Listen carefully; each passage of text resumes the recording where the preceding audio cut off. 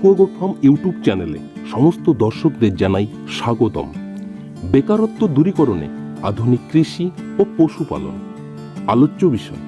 পশুদের বিভিন্ন রকম রোগ, চিকিৎসা ও মেডিসিন, হোমিওপ্যাথিক, আয়ুর্বেদিক এবং অ্যালোপ্যাথিক।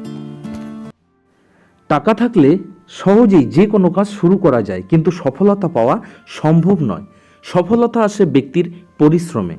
তাই আজকের এই ভিডিওটিতে সফলতার সেরকম কিছু বাস্তব উদাহরণ দিয়ে বোঝানো হলো। ডাকুয়াগোট ফার্ম থেকে আমি কৃষ্ণ ডাকুয়া আপনাদের সকলকে আমার নমস্কার জানিয়ে শুরু করতে চলেছি আজকের এই ভিডিও।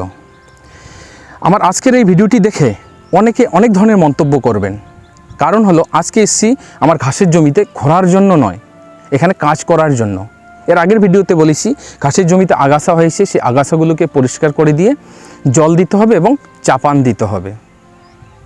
তো অনেকে হয়তো আজকের আমার এই কর্মকাণ্ড দেখে হাসবেন, অনেকে আবার অবাক হয়ে যাবেন, অনেকে উৎসাহিত হবেন এবং অনেকে ভাববেন যে লোককে দেখানোর জন্য ভিডিওটি করতেছেন। দেখুন, আমি কোনো ফিল্ম স্টার নই বা কোনো ফিল্ম অ্যাক্টর নই যে আপনাদেরকে দেখাবো। কোদাল নিলাম, মাঠে গিয়ে দুটো কোপ দিলাম, সেখান থেকে অ্যাড তৈরি হলো, অ্যাড কোম্পানি আমাকে টাকা দিল। এখানে সেরকম কোনো ব্যাপার নয়। যে কোনো কাজে সাকসেস পেতে হলে প্রথমে থাকতে হবে নিজের মধ্যে আত্মবিশ্বাস। আর এই আত্মবিশ্বাসটা কখন জন্মাবে? আপনি যে কাজ করবেন, যে ব্যবসাটা করবেন বা যে প্রজেক্টটা করবেন, সেই প্রজেক্টের প্রত্যেকটি জিনিস যখন আপনি নিজে জানবেন এবং নিজে সেটার সমাধান করতে পারবেন, তবেই কিন্তু আপনার মনে আত্মবিশ্বাস জন্মাবে। যেমন বলছি, আপনি একজন ফার্ম শুরু করেছেন, আপনার ছাগল অসুস্থ হলো। যখন আপনি নিজে ট্রিটমেন্ট করে সেই ছাগলটিকে সুস্থতা করবেন, তখনই কিন্তু আপনার মনে একটা আত্মবিশ্বাস জন্মাবে।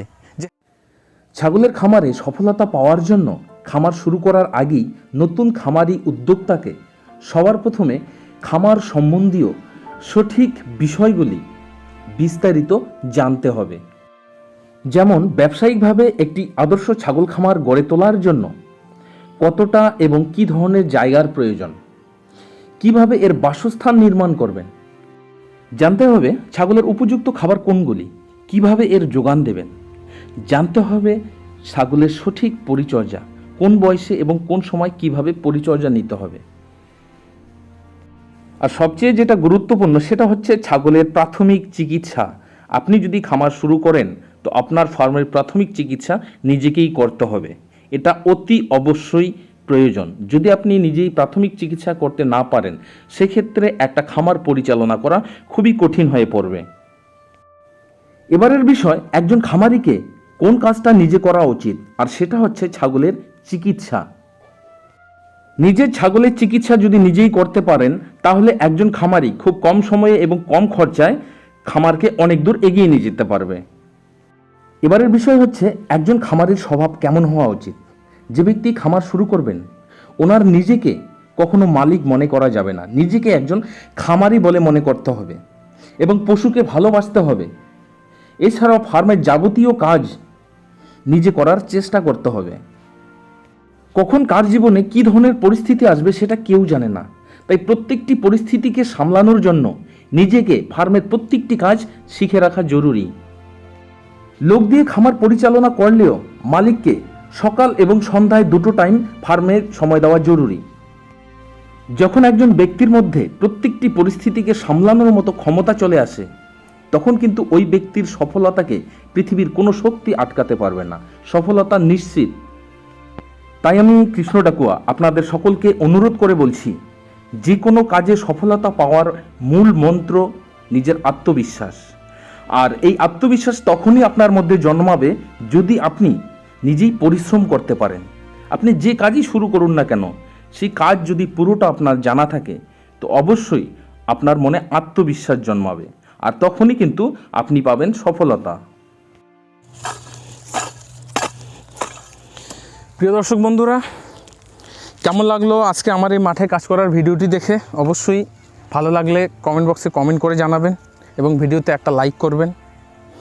এছাড়াও আরও আমি কি ধরনের কাজগুলো করি সেগুলো সম্পর্কে যদি জানতে চান, তো অবশ্যই কমেন্ট বক্সে কমেন্ট করবেন। দেখতে পারবেন যে আমি সারাদিনে কোন কোন কাজগুলো করি। আমি চেষ্টা করি আমার প্রত্যেকটা কাজ যেহেতু আমাকে এক এক সময় এক এক জায়গায় থাকতে হয়, আর যখনই আমি ফার্মের মধ্যে থাকি তো ফার্মের বিভিন্ন ধরনের কাজগুলো আমি করি। ট্রিটমেন্টটা তো পুরোটাই করতেই হয়।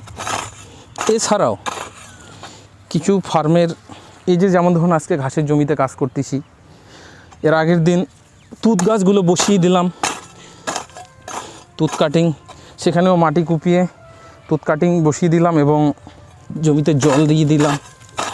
তো এখন আবার এই ঘাসের জমিতে কাজ করতেছি, হয়তো এখানে 3-4 দিন কাজ করতে হবে, একদিনে পুরোটা সম্ভব নয়।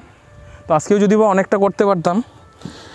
তো ফার্ম ভিজিটের জন্য কয়েকজন এসেছিলো, ওনাদের সঙ্গে কথা বলতে বলতে অনেকটাই সময় কেটে গেল। তো যাই হোক বন্ধুরা, ভিডিওটি ভালো লাগলে অবশ্যই লাইক, কমেন্ট এবং শেয়ার করবেন, যেন ভিডিওটি সবাই দেখতে পারে যে একজন ফার্মারকে কী ধরনের হওয়া উচিত, জিনিসটা বুঝতে পারে। কারণ সব সময় মনে রাখতে হবে, যদি আপনার মধ্যে আত্মবিশ্বাস জাগাতে চান তো অবশ্যই আপনি যে কাজে যুক্ত হবেন সেই কাজের বেশিরভাগ কাজটাই যেন আপনি নিজে করতে পারেন। ভিডিওটি শেষ করার আগে আপনাদের সকলের কাছে আমার অনুরোধ রইল, ভিডিওতে দেওয়া তথ্য যদি আপনাদের ভালো লাগে বেশি বেশি করে শেয়ার করে দিয়ে সমস্ত নতুন খামারি উদ্যোক্তাদের দেখার সুযোগ করে দেবেন।